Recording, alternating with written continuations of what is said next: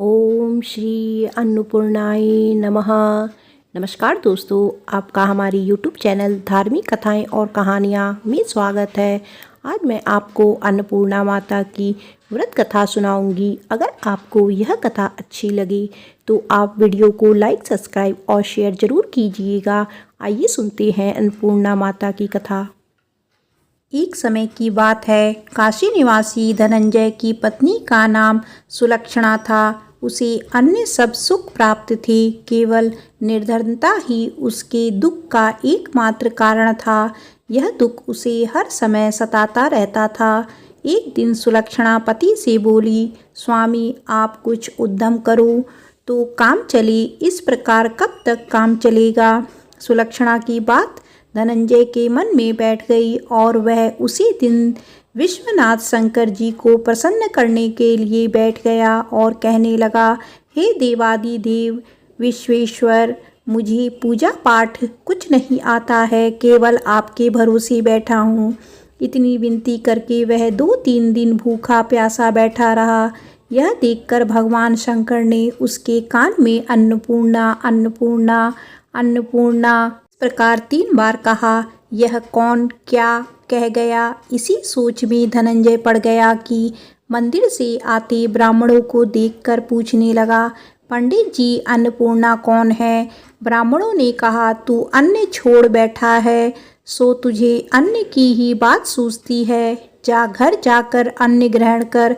धनंजय घर गया, स्त्री से सारी बात कही। वह बोली, नाथ चिंता मत करो, स्वयं शंकर जी ने यह मंत्र दिया है, वे स्वयं ही खुलासा करेंगे, आप फिर जाकर उनकी आराधना करो।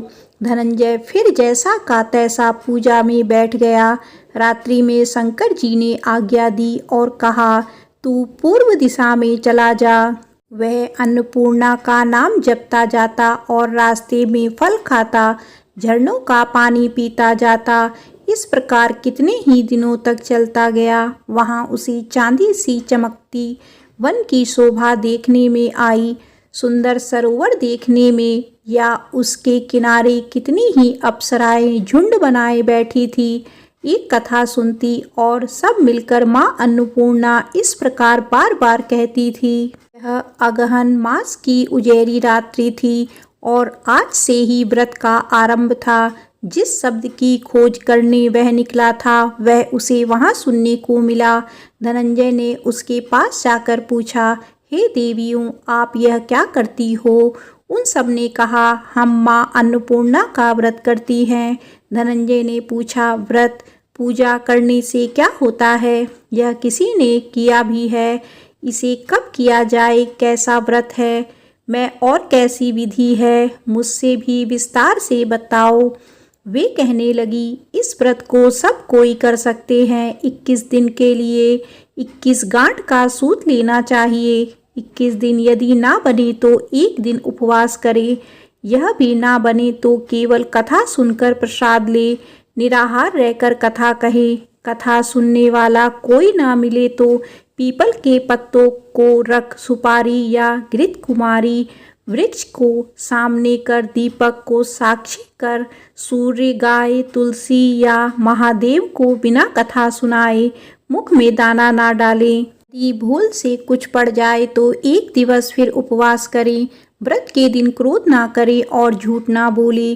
धनंजय बोला, इस व्रत के करने से क्या होगा।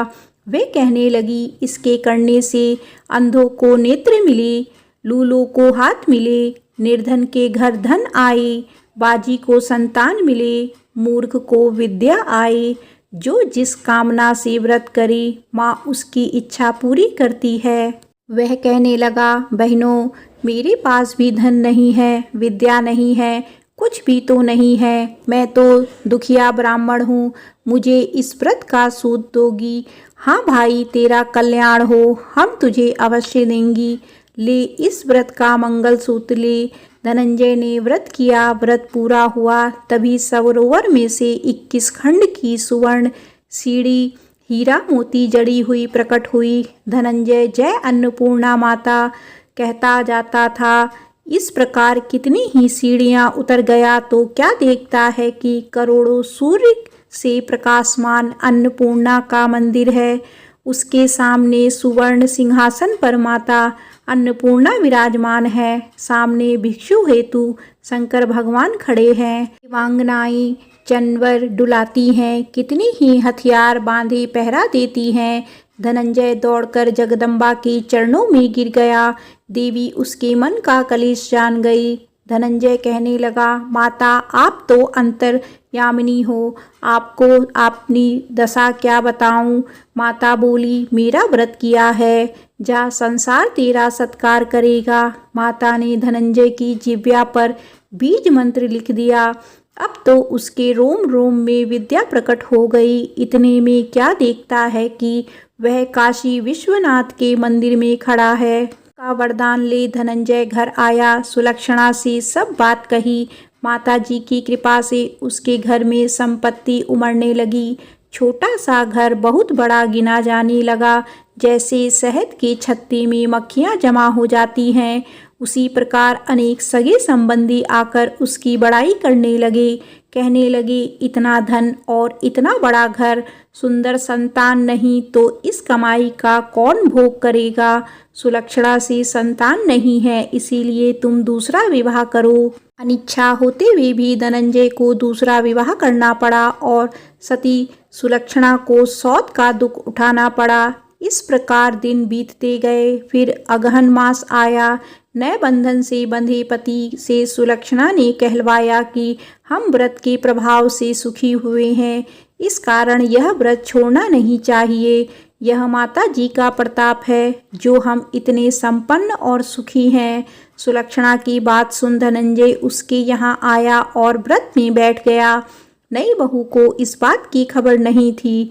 वह धनंजय के आने की राह देख रही थी।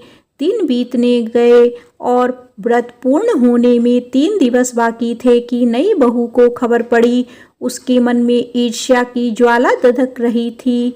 सुलक्षणा के घर आ पहुंची और उसने वहां भगदड़ मचा दी। धनंजय को अपने साथ ले गई। नए घर में धनंजय को थोड़ी देर के लिए निद्रा ने आ दबाया।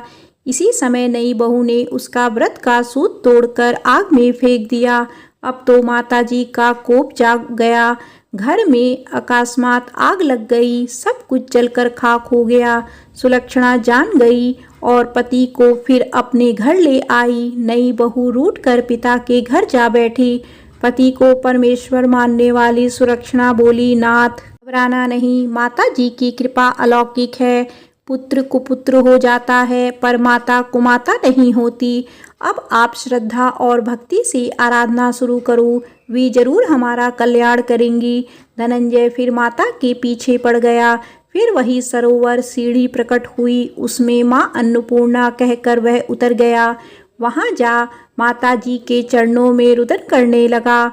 माता प्रसन्न हो बोली, यह मेरी स्वर्ण की मूर्ति ले, इसकी पूजा करना, तू फिर सुखी हो जाएगा।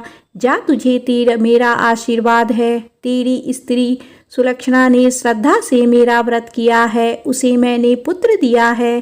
धनंजय ने आंखें खोली तो खुद को काशी विश्वनाथ के मंदिर पर खड़ा पाया। वहां से फिर उसी प्रकार घर को आया। इधर सुलक्षणा के दिन चढ़े और महीने पूरे होते ही पुत्र का जन्म हुआ। गांव में आश्चर्य की लहर दौड़ गई। प्रकार उसी गांव के निसंतान सेठ के पुत्र होने पर उसकी माता अन्नपूर्णा का मंदिर बनवा दिया। उसमें माता जी की धूमधाम से पधारी, यज्ञ किया और धनंजय को मंदिर के आचार्य का पद दे दिया। जीविका के लिए मंदिर की दक्षिणा और रहने के लिए बड़ा सुंदर सा भवन दिया। धनंजय स्त्री पुत्र सहित वहां रहने लगा। माता जी के चढ़ावे में भरपूर आमदनी होने लगी। उधर नई बहू के पिता के घर डाका पड़ा, सब लुट गया। वे भीख मांगकर पेट भरने लगे। सुलक्षणा ने यह सुना तो उसे बुला भेजा, अलग घर में रख लिया और उसके अन्य वस्त्र का प्रबंध कर दिया। धनंजय, सुलक्षणा और उसका पुत्र माता जी की कृपा से आनंद से रहने लगे। माता जी ने जैसे इनके भंडार भरे वैसे सबके भंडार भरे। बोलो अन्नपूर्णा माता की जय।